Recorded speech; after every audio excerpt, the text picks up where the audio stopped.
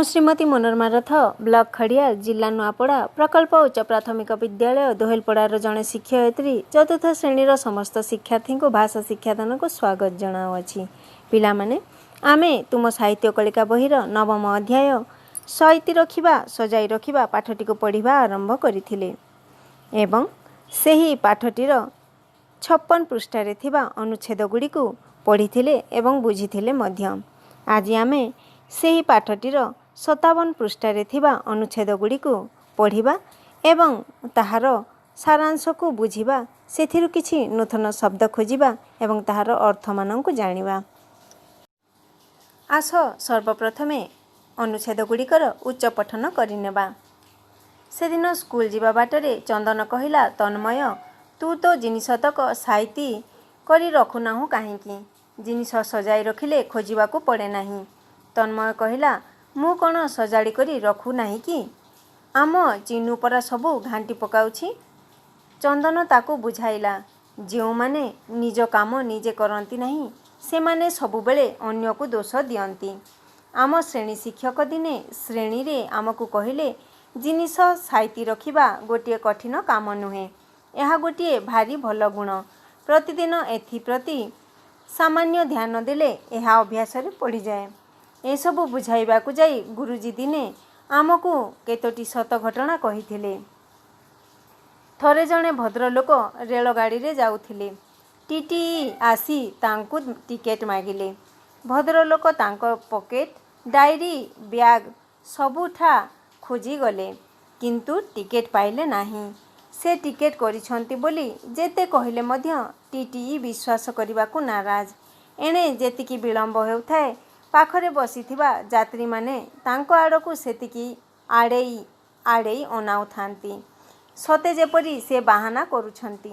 ତାଙ୍କୁ ଅପରାଧୀ ଭଳି ଲାଗିଲା ଏବଂ ବଡ଼ ବାଧିଲା।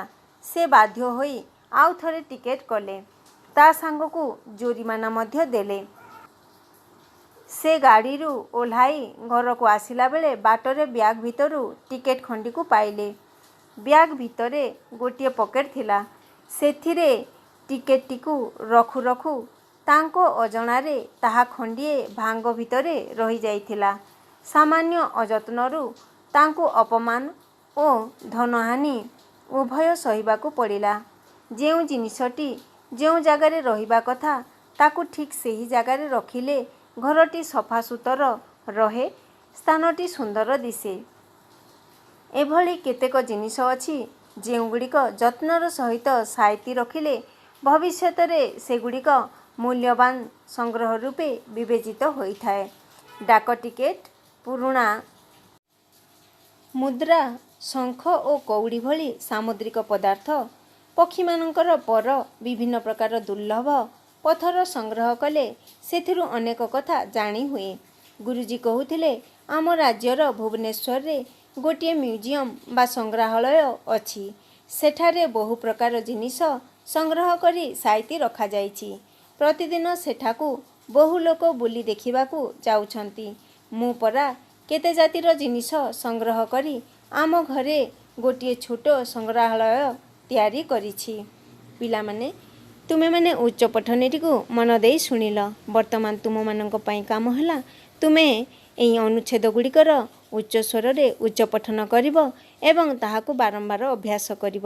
ଆସ ଏହି ଅନୁଚ୍ଛେଦ ଗୁଡ଼ିକରେ ଥିବା କଠିନ ଶବ୍ଦ ଗୁଡ଼ିକୁ ଖୋଜି ନେବା ଏବଂ ତାହାର ଅର୍ଥ ଗୁଡ଼ିକୁ ଜାଣିନେବା। ଶବ୍ଦ ଗୁଡ଼ିକୁ ମୁଁ ଏ ପାର୍ଶ୍ୱରେ ଲେଖିଦେଇଛି ଏବଂ ଶବ୍ଦାର୍ଥ ଗୁଡ଼ିକୁ ମୁଁ ଏ ପାର୍ଶ୍ୱରେ ଲେଖିଦେଇଛି। ଆସ ଶବ୍ଦ ଏବଂ ଶବ୍ଦାର୍ଥ ଗୁଡ଼ିକୁ ଜାଣିନେବା। ଘାଣ୍ଟି, ଏହାର ଅର୍ଥ ହେଉଛି ଗୋଳାଇ ବା ଏପଟ ସେପଟ। ଟିଟିଇ, ଏହାର ଅର୍ଥ ହେଉଛି ରେଳଯାତ୍ରୀଙ୍କ ଟିକେଟ ଯାଞ୍ଚ କରୁଥିବା ଲୋକ। ବାହାନା, ଏହାର ଅର୍ଥ ହେଉଛି ଛଳନା କରିବା। ନାରାଜ, ଏହାର ଅର୍ଥ ହେଉଛି ଅମଙ୍ଗ ବା ଅସନ୍ତୁଷ୍ଟ। ଅନାଉଥାନ୍ତି, ଏହାର ଅର୍ଥ ହେଉଛି ଦେଖୁଥାନ୍ତି ବା ଚାହୁଁଥାନ୍ତି। ଜୋରିମାନା, ଏହାର ଅର୍ଥ ହେଉଛି ଅର୍ଥଦଣ୍ଡ। ଦୁର୍ଲଭ, ଏହାର ଅର୍ଥ ହେଉଛି ଯାହା ସହଜରେ ମିଳେ ନାହିଁ।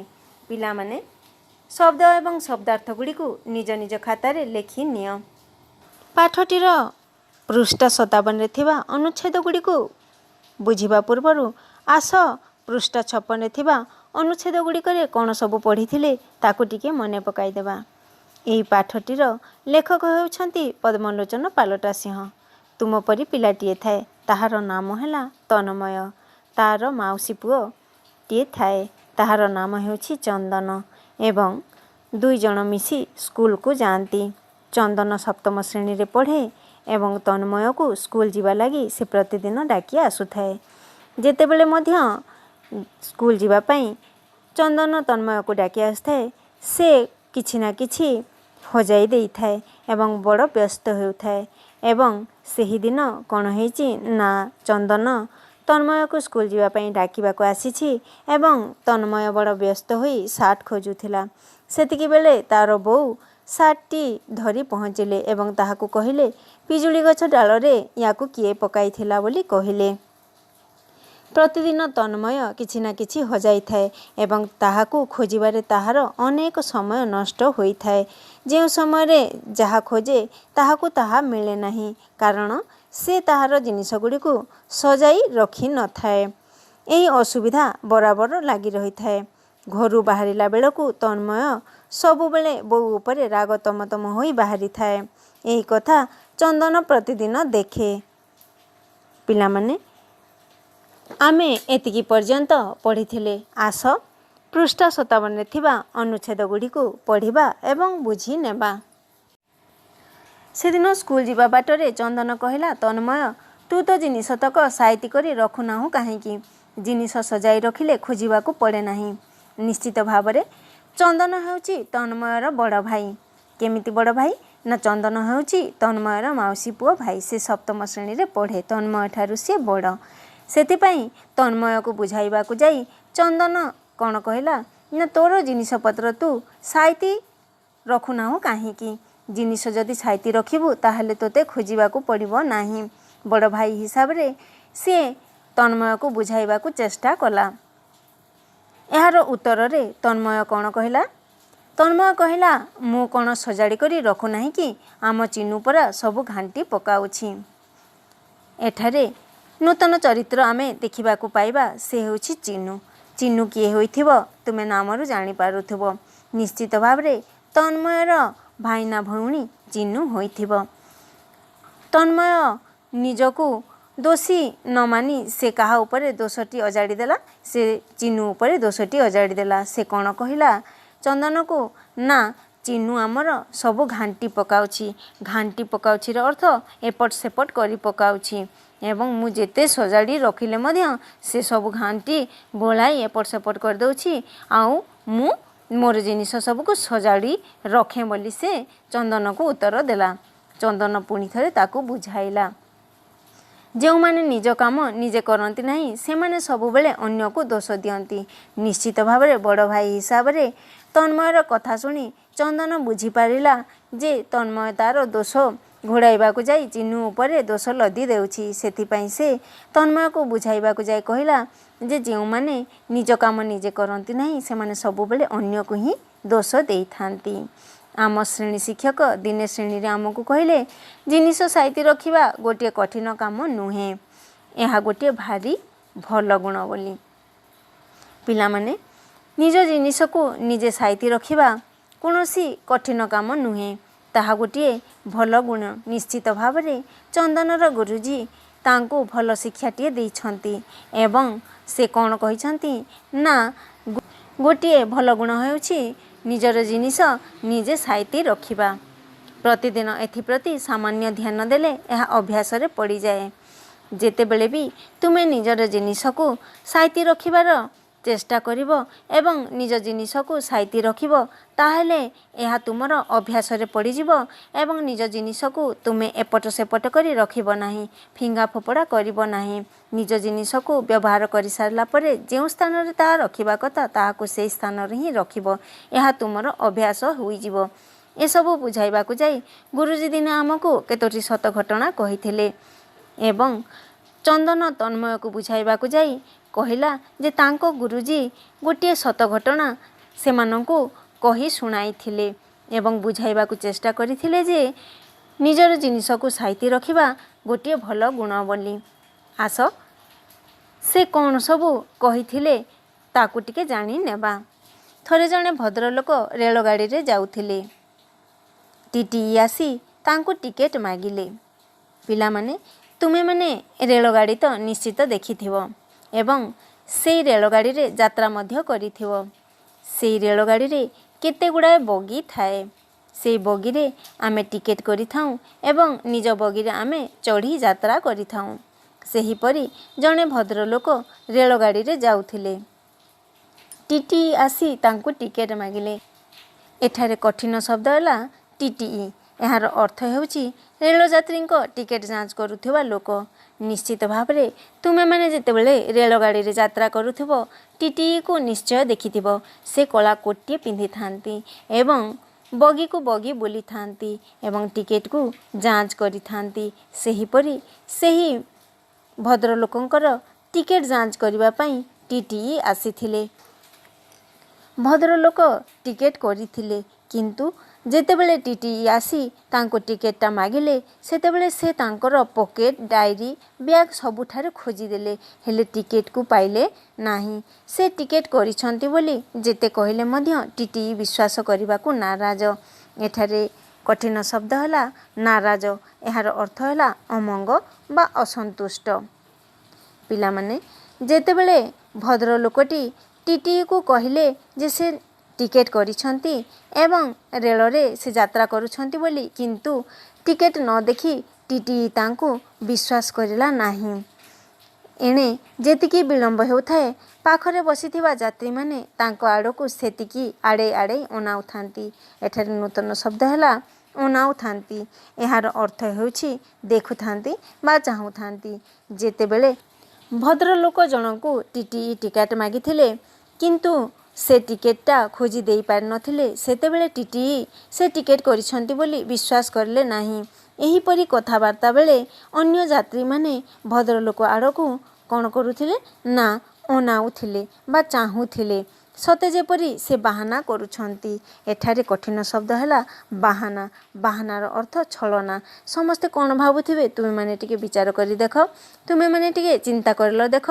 जेतेबेले टिकेटटी टीटीई मागुछंती एवं भद्रलोकटी टिकेट देई पारु नाहंती ताहाले निश्चित भाबरे अन्य यात्री माने भाबुथिबे जे एई भद्रलोक जनक टिकेट करि नाहंती एवं बिना टिकेट रे से रेल रे यात्रा करुछंती बोली। तांको अपराधी भली लागिला एवं बड़ बाधिला। भद्रलोक जनकू एही कथा देखिबा परे से निजको अपराधी बोली भाबी नेले जेमिति कि से किछि अपराध करिसंती एवं एही कथाटी तांको बड़ बाधिला। तांको बहुत दुख देला। से बाध्य होई आउ थरे टिकेट कले। एही कथाटी जेतेबेले तांको मन को कष्ट देला सेतेबेले पुणी थरे से पैसा देई आउ थरे टिकेटटिए करी नेले। ता सांगको जोरीमाना मध्य देले। एठारे आउ एक कठिन शब्द हला जोरीमाना। यार अर्थ होची अर्थदंड। जेतेबेले आमे बिना टिकट रे रेल रे यात्रा करिबा ताहेले आमको जोरीमाना देबाको पड़े। यार अर्थ हला अर्थदंड देबाको पड़े। टीटीई आमको सेथि पई पैसा मागंती जहाको आमे जोरीमाना बोली कहि थाउ एवं भद्रलोक जनक टिकेट देखाई पारि नथिबारु तांकू टिकेट टी किनिबाको मध्य पड़िला एवं ता सांगरे जोरीमाना मध्य देबाको पड़िला। से गाड़ी रु ओह्लाई घर को आसिला बेले बाटरे बैग भितरु टिकेट खंडी को पाइले। पिला माने देखिल तो भद्रलोक जनक टिकेट टी को भल भावरे साइती न रखिथिबारु आजि तांको केते कष्ट सहिबाकू पड़िला एवं से अन्य लोकंक सामना रे केमिति फजित हेले तांकू दुख लागिला। सेथिपाई तांकू टिकेट मध्य किनिबाकू पड़िथिला एवं जोरीमाना मध्य देबाकू पड़िथिला। किंतु जेतेबेले से रेलगाड़ी रु ओह्लाई आसिले से कौन देखिले ना तांको बैग रे टिकेट टी पाइले। से बैग भेतरे गोटे पॉकेट थिला। सेथिरे टिकेट टी को रखु रखु तांको अजणारे ताहा खंडिए भांग भितरे रही जाइथिला। जेतेबेले से निज बैग रे अनेक गुड़िए पॉकेट थाए तुमे देखिथिबो मध्य तुम पाखरे अनेक बैग मध्य थिबो जेमिति कि तुमे विद्यालय को बैगटी आणुच से ब्याग्रे केते गुड़िए पकेट अच्छी देखुच क्यों पकेट्रे तुम्हें कौन रखिथिबो ताको जदि मने रखिबो नहीं ताहाले जेतेबेले तुमको पढ़िबार थिबो कि लेखिबार थिबो बहीटी को काढ़िबार थिबो खाता काढ़िबार थिबो पेंसिल काढ़िबार थिबो ताहाले तमे ठीक समय रे ठीक पकेट्रु ताहा बाहर करि पारिबो नाही। सेही परि ही होइथिला भद्रलोक जनक पकेट भितरे रखिथिले किंतु से टिकटटी को केउठार रखिछंती बोली से भल भावरे मने रखि पारिले नाही अर्थात से टिकेटटी को भल भावरे साइती रखी नथिले। रखु रखु अजाण रे ताहा खंडिए भांग भितरे रही जाइथिला। जेतेबेले से पकेट्रे रखुथिले तांको बैग भितरे सेतेबेले अजाणतरे तांकर से टिकेटटी गोटे भांग भितरे रही जाइथिला एवं सामान्य अजत्नरू तांको अपमान और धनहानि उभय सहिबाकू पड़िला। निश्चित भावरे पिला माने भद्रलोक जनक अपमान मध्य सहिथिले एवं तांको जोरिमाना मध्य देवाकू पड़िथिला। एहा तांकोर धनहानि मध्य कराइथिला। उभय अपमान मध्य सहिले से एवं तांकर धनहानि मध्य होइथिला। से पैसा देई पुणी थरे टिकेट किनिथिले एवं अर्थदंड मध्य पाइथिले। जो जिनिसटी जो जगार रहिबा कथा ताकू ठीक से ही जगार रखिले घरटी सफा सुतर रहे स्थानटी सुंदर दिसे। निश्चित भावरे पिला माने तुमे माने जो जिनिसटी व्यवहार करिबो से जिनिस को जो जगार तुमे आनिथिबो से जगार पुणी थरे रखिदेले तुम घरटी सुंदर देखाजिबो एवं सफा सुतर देखाजिबो एवं स्थानटी मध्य अति सुंदर भावरे रहिबो। एभली केतेक जिनिस अछि जेउ गुड़िक जत्नर सहित साइती रखिले भविष्यत रे सेगुड़िक मूल्यवान संग्रह रूपे विवेचित होइथाए। पिला माने एमिति अनेक जिनिस अछि जेउ जिनिस को आमे जदि वर्तमान रु ही साइती रखिबा ताहा भविष्यत रे मूल्यवान जिनिस रे परिणत हेबो। जेमिति कि आग काल रे व्यवहार होउथिबा पैसा 5 पैसी 10 पैसी 20 पैसी ए जुगरे आ व्यवहार करा जाउ नाही। ताहेले आमे सेई पुराना जुगरे जो 5 पैसी 10 पैसी व्यवहार करूथुलु सेगुड़ी को आम पाई कौन हम सेगुड़िक आम पाई मूल्यवान द्रव्य होइजिवो। सेथिपाई जो जिनिस गुड़ी को आमे व्यवहार करिबा ताहाको आमे साइती रखिबा कथा जहाँकि भविष्यत रे मूल्यवान जिनिस होइजिवो। आमे अन्य माननको देखाई मध्य पारिबा एहा अतीत रे व्यवहार करा जाउथिबा जिनिस बोली। जेमिति कि डाक टिकेट पुराना मुद्रा शंख और कौड़ी भली सामुद्रिक पदार्थ पक्षी मानकर पर विभिन्न प्रकार दुर्लभ पत्थर संग्रह कले सेथिरु अनेक कथा जानी हुए। तो क्यों क्यों जिनिस सबु आमे संग्रह करिबा उचित बोली एठारे लेखक लिखिछंती ना डाक टिकेट मुद्रा शंख और कौड़ी भली सामुद्रिक पदार्थ आमे कौन करिबा उचित ना संग्रह करी ताहाकू साइती रखिबा उचित। पक्षी मानकर पर विभिन्न प्रकार पक्षी थांती एवं तांकर पर मध्य विभिन्न रंगर और विभिन्न प्रकारर होइथाए। आउ विभिन्न प्रकारर दुर्लभ पत्थर संग्रह कले सेथिरु अनेक कथा आमे जानी पारिबा बोली एठारे लेखक लिखिछंती। एठारे तुमर कठिन शब्द होची दुर्लभ जहार अर्थ होची जहा सहजरे मिले नाही। एमिति जिनिस गुड़ी को आमे निज पाखरे साइती रखिले संग्रह करी रखिले आमे सेथिरु अनेक जिनिस सब जानी पारिबा। गुरुजी कहूथिले आम राज्यर भुवनेश्वर रे गोटे म्यूजियम बा संग्रहालयटी अछि। पिला माने कहिलो देखि आम राज्यर नाम कौन? आम राज्यर नाम होछि ओडिशा एवं एहार राजधानी कौन? एहार राजधानीर नाम होछि भुवनेश्वर। सेमिति चंदन कहूछि जे तांको गुरुजी कहिले ना आम राज्यर अर्थात ओडिशार भुवनेश्वर रे गोटे म्यूजियम बा संग्रहालय अछि। पिला माने तुम मानक मध्यरु केही केही भुवनेश्वर मध्य जाइथिबो एवं तुमे सेही म्यूजियम बा संग्रहालयटी को मध्य देखिथिबो। सेठारे केते जिनिस सबु साइती रखा जाइछि जहा कि दुर्लभ पदार्थ अटे। एपरी संग्रहालय को बुली जीवा निश्चित भावरे ज्ञान प्रदायक। आमे सेही संग्रहालय को बुली गले अनेक किछि जिनिस विषय जानी पारिबा। सेठारे बहु प्रकार जिनिस संग्रह करी साइती रखा जाइछि। पुराना जिनिस गुड़ाक जे गुड़िक अतीत रे व्यवहार करा जाउथला एवं अतीतर गौरव बहन करे सेही परि जिनिस गुड़िक सेही संग्रहालय मानकरे साइती रखा जाइछि। से संग्रहालय मानकरे साइती रखा जाइथिबारु आज मध्य आमे ताहाकू देखि अतीत विषय रे जानी पारुछु। प्रतिदिन सेठाकू बहु लोक बुली देखिबाकू जाउछंती। एही संग्रहालय मानंकू प्रतिदिन अनेक लोक बुलिबाकू जाई सेठारे अनेक जिनिस देखुछंती। मु परा केते जातिर जिनिस संग्रह करी आम घरे गोटे छोट संग्रहालय तैयारी करिछि।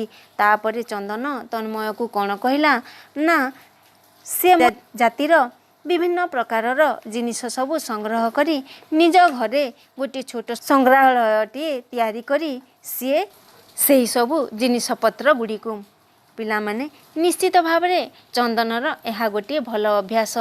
तुम मानंकु मध्य एहीपरि करिबा उचित। ଯେଉଁ ଜିନିଷ ଗୁଡ଼ିକ ଦୁର୍ଲଭ ଯେମିତିକି ସାମୁଦ୍ରିକ ପଥର, ଶଙ୍ଖ, କଉଡ଼ି, ମୁଦ୍ରା, ଅନେକ ଡାକଟିକଟ, ଅନେକ ପ୍ରକାର ମୁଦ୍ରା, ବିଭିନ୍ନ ପ୍ରକାର ପକ୍ଷୀର ପର, ଅନେକ ପ୍ରକାର ଦୁର୍ଲଭ ପଦାର୍ଥ ଯେମିତିକି ପଥର ଗୁଡ଼ିକ ନାଲି ରଙ୍ଗର, ନୀଳ ରଙ୍ଗର, ହଳଦିଆ ରଙ୍ଗର, ଅନେକ ରଙ୍ଗର ଥାଏ। ସେହି ପଦାର୍ଥ ଗୁଡ଼ିକ ମୂଲ୍ୟବାନ, ସେଥିପାଇଁ ସେଗୁଡ଼ିକୁ ସଂଗ୍ରହ କରି ରଖିବ। ଏହା ଗୋଟିଏ ଭଲ ଅଭ୍ୟାସ। ପିଲାମାନେ ଏହି ଅନୁଚ୍ଛେଦ ଗୁଡ଼ିକୁ ତୁମେ ମାନେ ଭଲ ଭାବରେ ବୁଝିପାରିଥିବ ବୋଲି ମୋର ଆଶା ଓ ବିଶ୍ୱାସ। ଆସ ଦିଆଯାଇଥିବା ପ୍ରଶ୍ନର ଉତ୍ତର ଜାଣିନେବା। ପ୍ରଶ୍ନ, ଚନ୍ଦନ କ'ଣ କହି ତନ୍ମୟକୁ ବୁଝାଇଲା?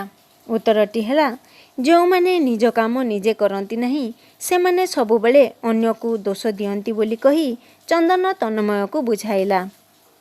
ଅନ୍ୟ ପ୍ରଶ୍ନଟି ହେଲା, ଦିନେ ଶ୍ରେଣୀ ଶିକ୍ଷକ ଚନ୍ଦନର ଶ୍ରେଣୀରେ କ'ଣ କହିଲେ? ଉତ୍ତରଟି ହେଲା, ଦିନେ ଶ୍ରେଣୀ ଶିକ୍ଷକ ଚନ୍ଦନର ଶ୍ରେଣୀରେ ଏହା କହିଲେ ଯେ ଜିନିଷ ସାଇତି ରଖିବା ଗୋଟିଏ କଠିନ କାମ ନୁହେଁ, ଏହା ଗୋଟିଏ ଭାରି ଭଲ ଗୁଣ। ଅନ୍ୟ ପ୍ରଶ୍ନଟି ହେଲା, ରେଳଗାଡ଼ିରେ କିଏ ଆସି ଭଦ୍ରଲୋକଙ୍କୁ ଟିକେଟ୍ ମାଗିଲେ? ଉତ୍ତରଟି ହେଲା, ରେଳଗାଡ଼ିରେ ଟିଟିଇ ଆସି ଭଦ୍ରଲୋକଙ୍କୁ ଟିକେଟ୍ ମାଗିଲେ। ଅନ୍ୟ ପ୍ରଶ୍ନଟି ହେଲା, ଯେଉଁ ଜିନିଷ ଯେଉଁ ଜାଗାରେ ରହିବା କଥା ତାକୁ ଠିକ୍ ସେଇ ଜାଗାରେ ରଖିଲେ କ'ଣ ହେବ?